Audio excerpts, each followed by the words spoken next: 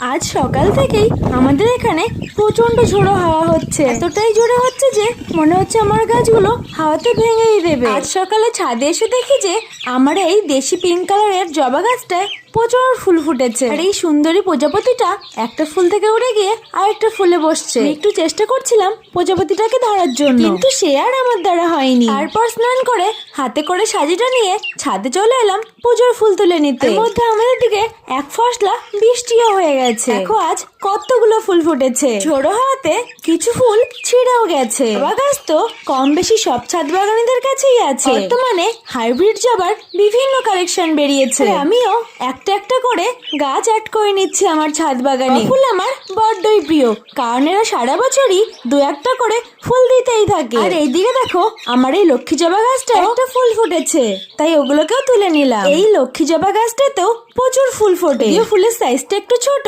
কিন্তু ফুল দিতে কোনো কৃপণতা করে না। কিন্তু ওই দিন যে নার্সারি থেকে একটা মন্ডাফিলা গাছ এনেছিলাম, আজ ওটাতে একটা ফুল ফুটেছে, তাই আমি এটাকেও তুলে নিলাম। কিছু দেশি নয়নতারা ফুলও তুলে নিলাম। আচ্ছা, আমার ফুল তোলা কমপ্লিট। যাই এবার পুজোটা দিয়ে আসি। ততক্ষণে তোমরা কমেন্ট করে জানিও তোমাদের কেমন লাগলো। টাটা।